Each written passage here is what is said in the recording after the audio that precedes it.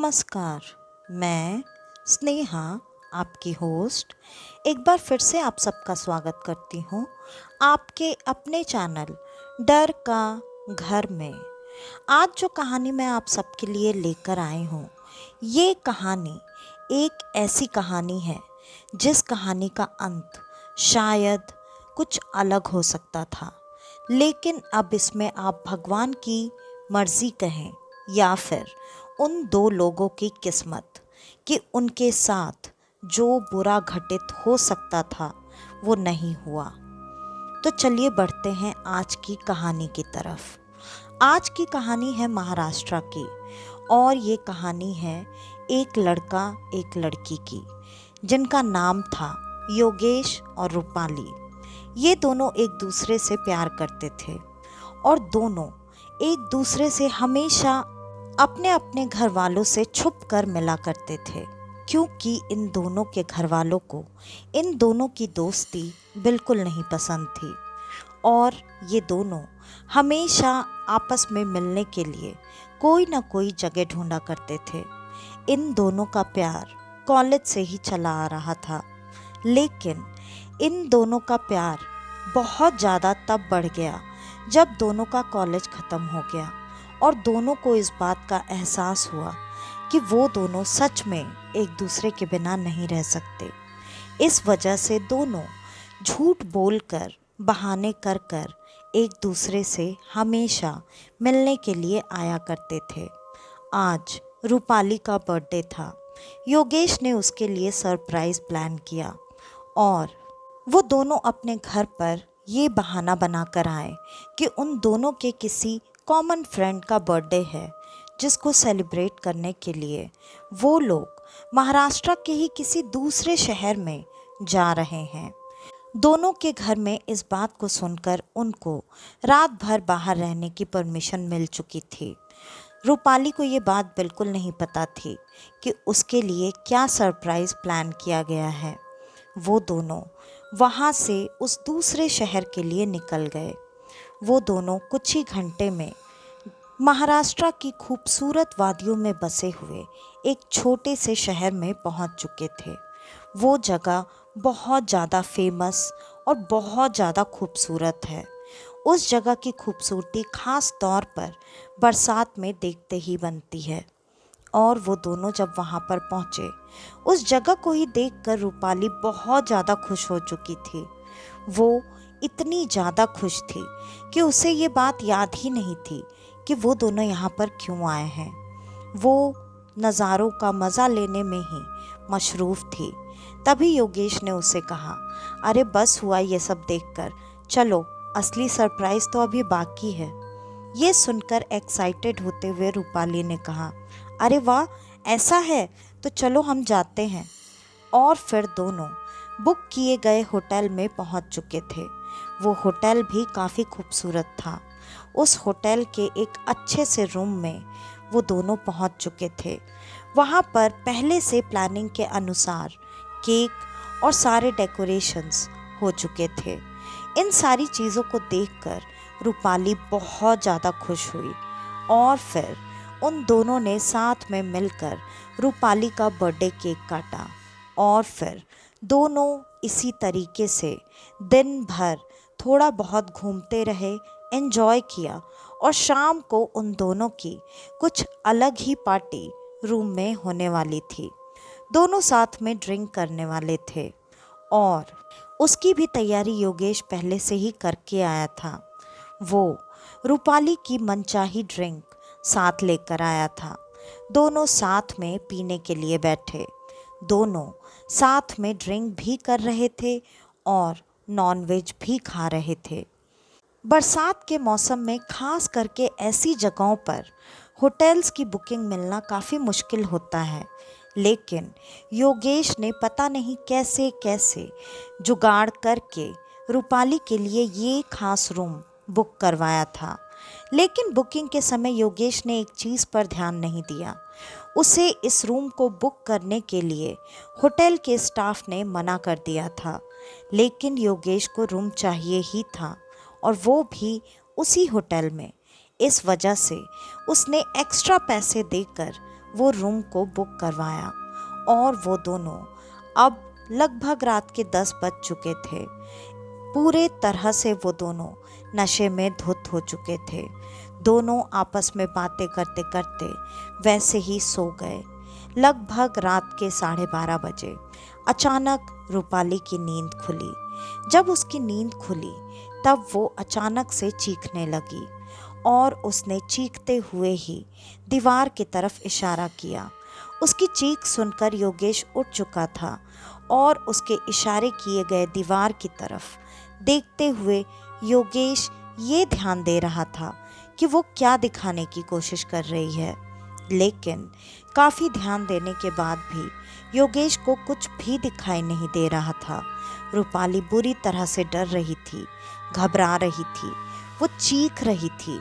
उसकी चीखें रुकने का नाम ही नहीं ले रही थी और वो बार बार उसी दीवार की तरफ दिखाकर उसे ये बता रही थी कि दीवार पर कोई औरत है जो कि ऊपर चढ़ रही है। वो उसे साफ साफ दिखाई दे रही थी, लेकिन योगेश को कुछ भी दिखाई नहीं दे रहा था।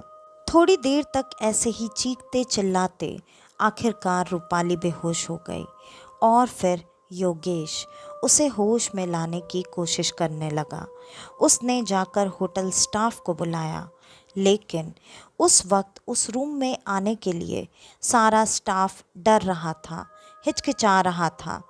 जब वहाँ पर मैनेजर आया तब मैनेजर ने योगेश को कहा, आप मैडम को बाहर लेकर आ जाइए, शायद उस रूम का एसी ढंग से काम नहीं कर रहा है, इस वजह से मैडम बेहोश हो गई होंगी। योगेश ने भी इस बात पर ज़्यादा ध्यान नहीं दिया। वो रूपाली को अपने बाहों में उठाकर लेकर बाहर आ गया और उसने उसे बाहर सोफे पर लिटा दिया। थोड़ी ही देर में डॉक्टर आया और डॉक्टर ने रूपाली को चेक किया। रूपाली को कुछ भी नहीं हुआ था, वो बिल्कुल ठीक थी।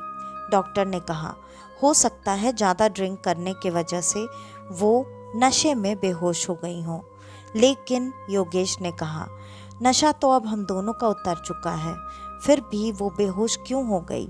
और तो और वो बार बार उस कमरे में कुछ दिखाने की कोशिश कर रही थी। क्या मुझे कुछ भी दिखाई नहीं दिया? ये बात सुनकर मैनेजर और वहाँ के सारे स्टाफ एक दूसरे को अजीब सी नज़रों से देख रहे थे और सारे लोगों ने योगेश से कुछ भी नहीं कहा। डॉक्टर वहाँ से चेक करके जा चुका था। योगेश अब वापस अपने कमरे में जा रहा था, लेकिन तब तक मैनेजर ने मना किया। उसने कहा, सर, ऐसी हालत में इनको कमरे में वापस लेकर मत जाइए, आप अगर हो सके तो यहीं रुक जाइए। इस पर योगेश झल्लाकर बोल उठा, आप लोगों का दिमाग खराब है क्या?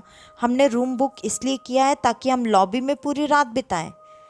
अब मैनेजर भी कुछ नहीं कह सका। योगेश ने अब रूपाली को उठाया और रूपाली उठ चुकी थी। वो दोनों एक साथ कमरे में पहुंच गए।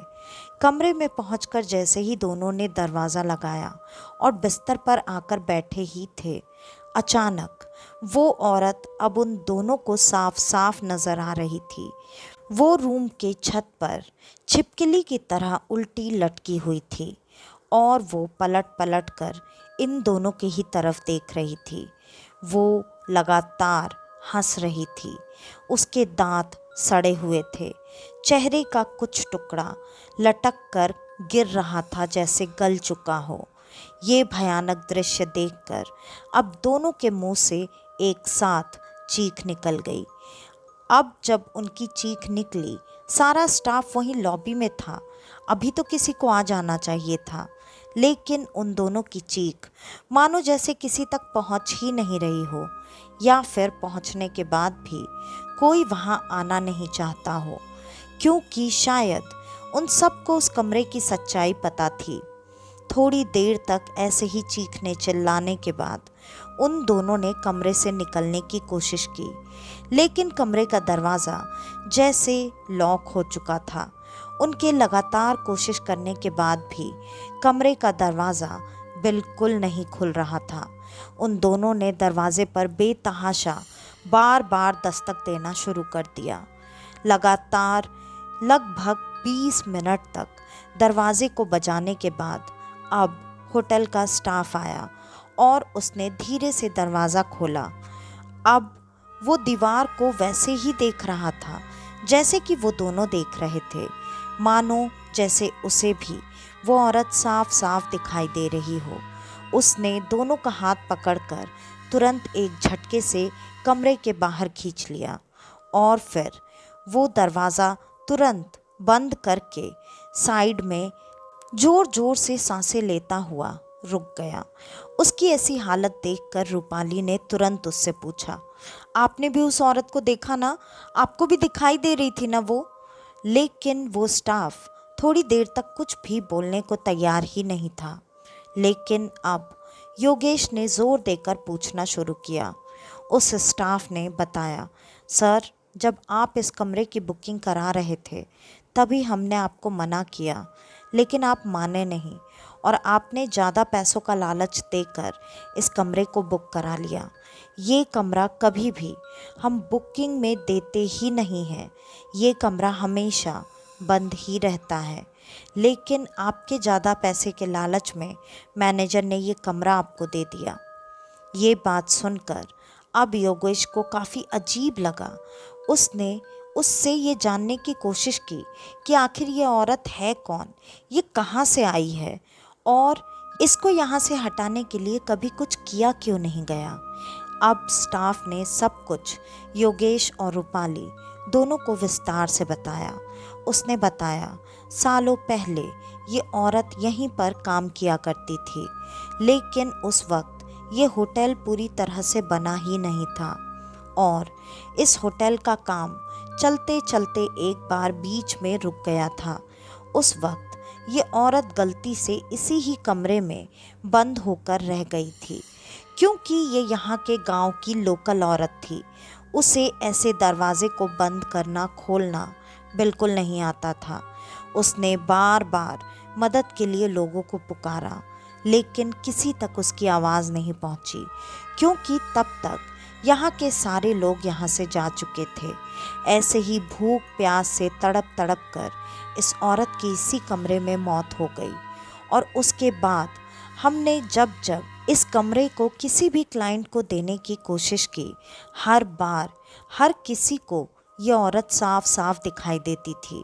हमने कई बार इस होटल का शुद्धिकरण भी कराया, लेकिन इसकी आत्मा पता नहीं क्यों यहाँ से जाती ही नहीं है। वो लगता है जैसे यहीं इसी जगह पर फंस चुकी है।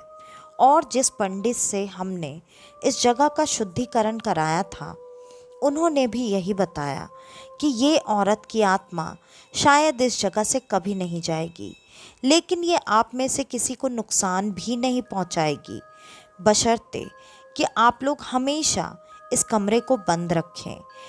आप इसको इस तरीके से भी कह सकते हैं कि वो कमरा उस औरत को हमेशा हमेशा के लिए दे दिया गया और आज जब वापस से सालों बाद इस कमरे को आपने लिया तो आपको फिर से वो औरत नज़र आई। लेकिन कोई बात नहीं, ये किसी को नुकसान नहीं पहुंचाती, सिर्फ डराती ही है। आज तक तो ऐसा ही हुआ है। अब ये बात सुनकर उन दोनों की हिम्मत बिल्कुल नहीं थी कि वो उस होटल में रुके भी। रात में ही वो दोनों करीब 4 बजे वहाँ से अपने घर के लिए वापस आने के लिए निकल गए। दोनों सुबह तक अपने अपने घर पहुँच चुके थे, लेकिन दोनों के दिमाग पर इस चीज़ का गहरा सदमा लगा था, खास करके रूपाली के ऊपर। उसके बाद वो दोनों कई बार मिले, लेकिन अब उनके बीच पहले जैसी बात नहीं रह गई थी और धीरे धीरे पता नहीं कैसे दोनों का रिश्ता भी खत्म हो गया। शायद उन दोनों के ऊपर इस हादसे का ऐसा गहरा सदमा लगा था कि वो दोनों एक दूसरे को शायद अब फेस नहीं करना चाहते थे। लेकिन उसके बाद ऐसी कोई भी चीज़ कभी भी उनके ज़िंदगी में दोबारा लौट कर नहीं आई। तो आज की ये कहानी यहीं पर ख़त्म होती है। आपको हमारी आज की ये कहानी कैसी लगी, हमें कमेंट करके ज़रूर बताइएगा। और अगर आपके पास आपकी ऐसी कोई कहानी है तो डिस्क्रिप्शन में दिए गए ईमेल आईडी या इंस्टा आईडी पर आप हमें आपकी वो कहानी भेज सकते हैं। तो आज के लिए बस इतना ही। मैं स्नेहा, आपकी होस्ट, आज के लिए लेती हूँ अलविदा। वापस से आपसे मिलने आऊँगी और आप सबको लेकर जाऊँगी कुछ जाने अनजाने किस्से कहानियों के सफ़र पर, आपका अपना डर का घर में। तो तब तक के लिए नमस्कार।